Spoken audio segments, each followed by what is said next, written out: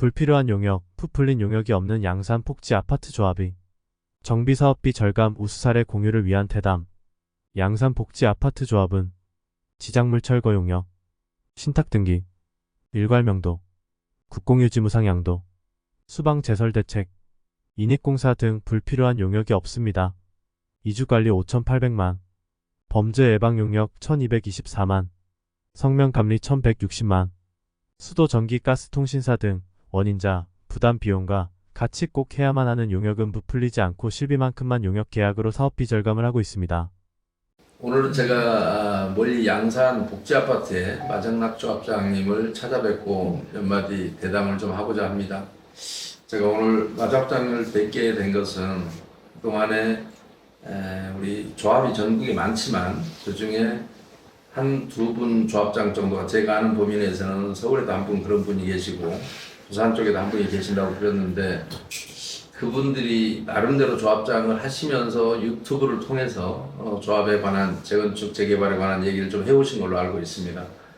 그러다 보니까 그분들이 전달하는 지식이나 이런 것들에 대해서 일부 조합에서 그것을 무조건 신뢰하는 경우가 있고 또 그분들의 그러다 보니 그분들이 이 재개발 재건축에 끼치는 영향이 생각보다 큽니다.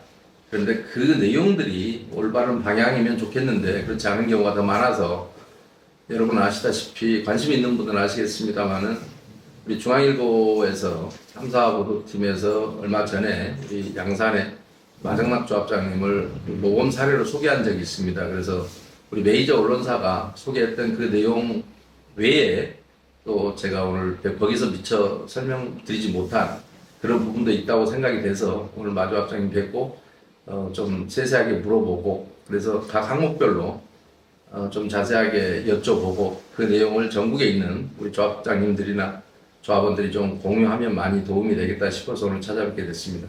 네, 안녕하세요. 반갑습니다. 예. 아무튼 뭐 조합장님이야 너무 많이 그동안에 알려주셨고 그래서 가까운 조합에서도 조합장님한테 많이 뭐 자문도 구하는 걸로 알고 있습니다만은 부끄럽습니다.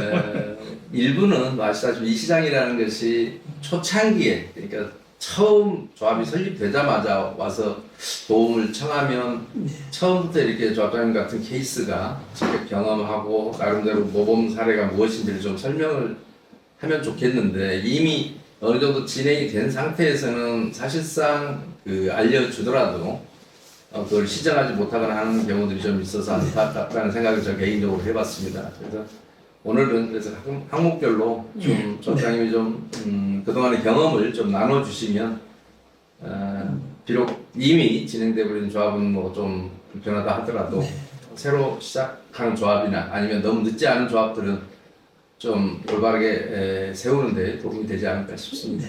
예. 저는 뭐 가르쳐 주시는 대로 배운 대로 했을 뿐인데 이렇게 또 너무 과찬을 해주시니까 예, 아닙니다. 자격이 들렸는지 모르겠습니다. 솔직히 저는 제가 그동안에 항상 느꼈던 것이 저는 뭐 재개발 재건축을 하다시피 뭐 해본 사람은 아니고 어쩌다 보니 관심을 갖고 이야기를 하게 됐는데 제가 100번의 얘기를 하는 것보다는 실제로 경험하고 실천하시는 조합장님께서 한마디 해주시면 많은 사람들이 그대로 훨씬 더 감동도 크고 또 받아들이는 각도도 좀 다를 거라고 생각이 됩니다.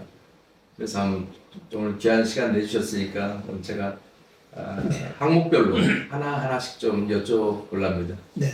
예. 뭐 제가 제가 했던 것 저희 조합이 했던 것들이 반드시 다 옳다고 할 수는 없지만은 그래도 그냥 먼저 해본 조합에서 저렇게 했구나 하는 그런 사례로 봐주시면 좋겠습니다. 네, 예.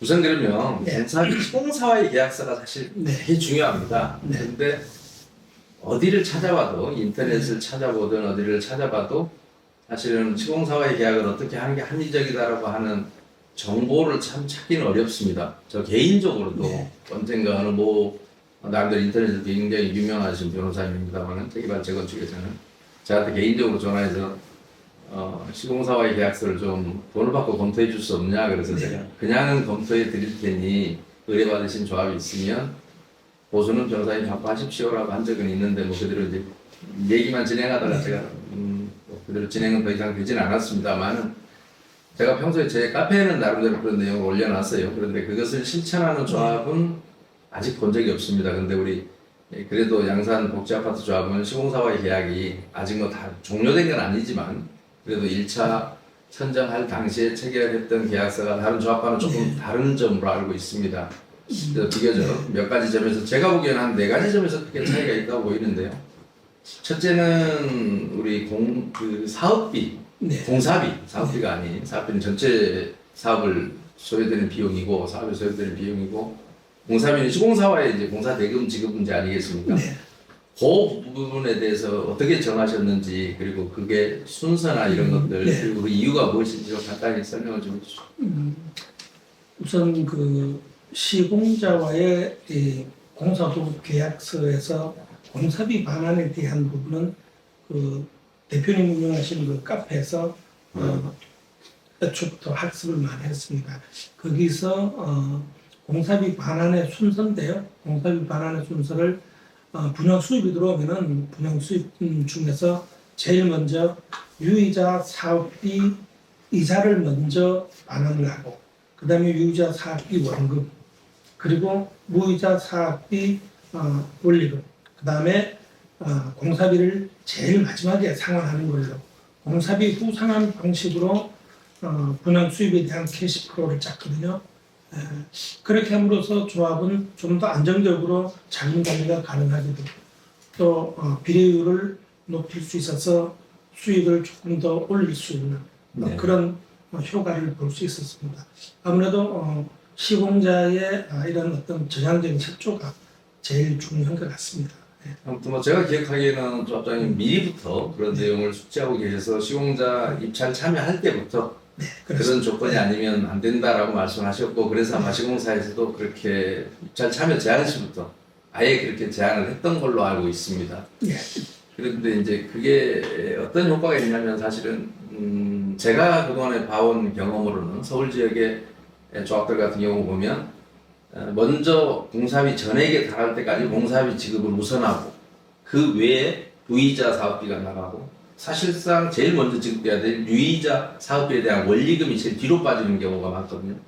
그러면 실제로 어떤 효과가 있냐면 내가 아직 발생하지 않는 미래 채무에 대해서 아직 공사가 안 됐는데 그 돈을 먼저 수익금으로 갖고 그러면 그동안에 발생했던 채무에 대한 이자는 계속해서 끝날 때 가장 후순위로 밀리게 되면 시공사에서 빌려온 돈에 대한 이 돈은 이자를 끝까지 쳐주면서 내가 시공사에 갚아야 될 돈은 아직 채무가 다 생기기도 전에 미리 지급하는 그런 효과가 있어서 근데 그게 생각보다 많이 큽니다. 어느 정도 크냐면 비례율에 한 평균 한 20% 정도 영향을 미치는데 제 경험칙상 그러니까 조합원들이 계산해 보실 때는 어떻게 계산해 보시면 되냐면 관리처분 계획서에 보면 사업비 이자라고 하는 항목이 있습니다. 그 항목의 금액을 총 종전 재산 평가액으로 나누면 15 내지 한 25% 됩니다. 그래서 평균 한 그게 뭐 20% 정도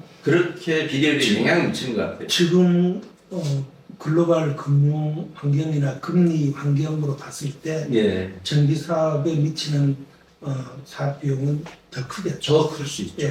더더욱이 공사가 조합원들이 다 느끼시겠지만 관리 처분이 끝난다고 해서 곧바로 공사에 착공하고 끝나는 게 아니라 되게 그 이주 과정이 또 의외로 지연되는 조합도 있고 그런가 하면 착공 과정에서 공사비 협상에 난항을 겪어서 지연되는 조합도 있고 특히 요즘에는 시공사가 착공 시기를 또 밀고 있지 않습니까? 그랬을 때 그런 조건이 변하지 않으면 그 공사비 외에 그 이자 비용 부담은 대단히 앞으로도 조합원들한테 큰 부담으로 다가올 것이라고 생각이 특히 듭니다. 핵심은 분양물 방식의 계약을 하면서 공사비 반환을 분양 대금이 들어온 대로 먼저 주겠다. 제일 먼저 한다는 것 자체가 말이 안 됩니다. 그 자체가 저는 이해가 안 되는데 그런데 그런 계약을 대부분이 한다는 것은 대부분이 합니다. 그게 참 아쉬운. 그러니까 지금 조합장님도 이해를 본인이 잘하셨기 때문에 이게 더구나 이제 본인은 금융적인 지식을 워낙 많이 갖고 계셔서 평소에 그래서 그렇지만 실제로 전국의 모든 조합이 그렇고 조합원들이 그러니까 한 번쯤 그걸 볼 필요가 있는데 여기 같으면 이제 계약서 21조 3항에 그 있다고 했지 않습니까? 네, 맞습니다. 공사비 상한이라고 하는 품목이 있거든요. 그 네. 항목이. 품목이 아니라. 그러면 거기를 보면 일반 조합원들도 알 수 있어요. 조금만 관심을 가지면. 그래서 아무튼 지금까지 이 계약이 다른 조합에 모범이 되는 이유가 바로 그런 데 있습니다. 그래서 그렇게 강조해도 그 실천을 대부분 조합들이 안 하기 때문에 뭐 방법이 없더라고요. 그래서 조합장님이 이 부분은 사실은 좀 길고 장황한 얘기라서 중앙일보에도 소개가 제대로 안 됐지만 네.